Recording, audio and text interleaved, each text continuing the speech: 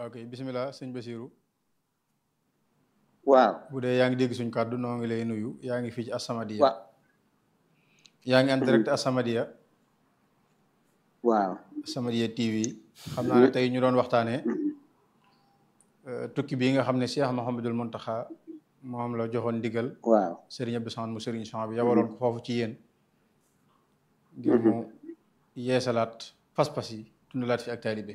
seen digg ak Sëñ Tuubaa yow nga bokk ci jëwriñ yi nga xam ne jëwriñ yi Cheikh Mouhamadul Mountakha yi nga xam ne Serigne bi boole woon na la ak Serigne Abdou Samad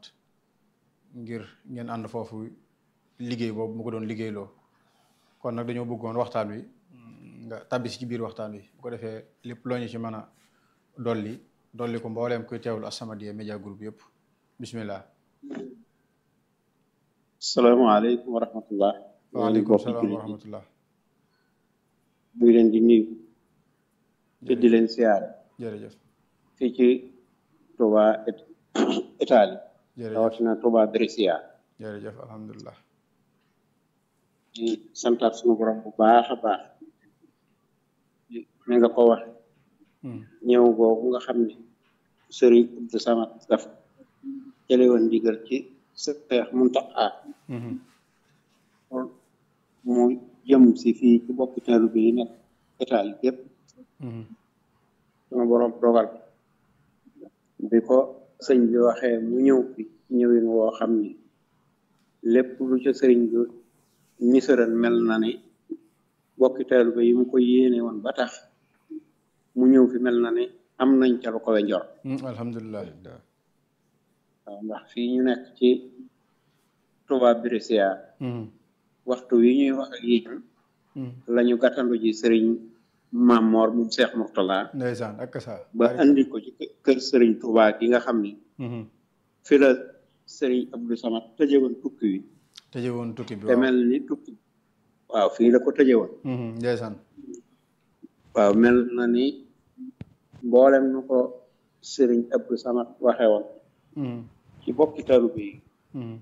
ci nammaat leen ci taalibe dàkkiwaat leen ba kenn ku mu ci doon ku nekk yeesaat mel na ni loolee nu ko mu ci sëriñ ba taama woon am na ca nu ko we njort alhamdulilah kon noo ngi koy sant alhamdulilah noo ngi koy gërëm te di ko ñaanal fan gudd ànd ak wér amiin yàlla na ko yàlla defal te defal na ko amiin ba lépp lu ñu yéene ci liggéeyal sëriñ bi ñu am ci ba am ci lu ko we njort nag dafay mel ni bu ñu doon wax xol yu sedd ci wàllu tukki bi ndax ban ko sëriñ bi wax day nu war koo jot li bokki taalibe yi nekk ci réew mi diisal na kan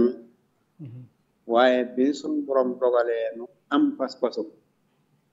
def ci sunu kem kàttan mel na ni moom mi ko santaane woon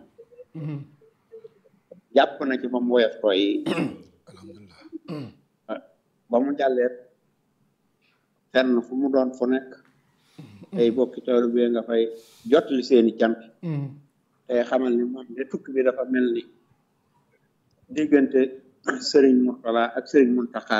moo ëppoon ci tukki bi waaw ndax lépp loo xam ni nu fi waaye war na taxawe wax na la ca loo xam ni lii dafay mel ni ndigal yi kilifaam ya daa joxe rek moom lam doon fàttali moom rek la doon fàttali kon yàlla ko yàlla waaw moom lam doon fàttali kon yàlla na ko yàlla may fan gudd lool bu ànd ak wér amiin te bàyyi fi koy moom magam yi ak bokki donga yépp amiin nu sax ci ndigali sëriñ bi te ñu bañ noo seen ci lenn lu ñuy tere yàlla nañu def dëgg taalibe sëriñ Tuubaa ñu nangu suñu taalibe amiin amiin amiin ko wóore daal taalibe yi nga xam ne ñoom la seete woon seen xol seet na buy ñu ngi koy ñaanal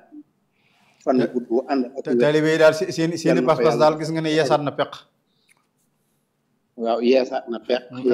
alhamdulilah yeesaat na peq loolu rek la suñu Muntaxa bëggoon de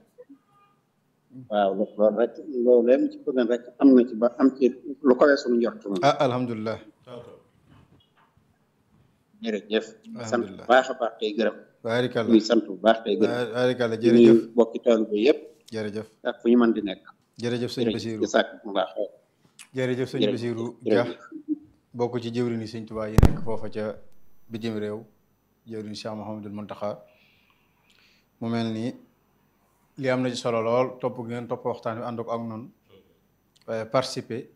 joxe seen ay seede yoo xam ne yéen ñi dund ak sëriñ bi ci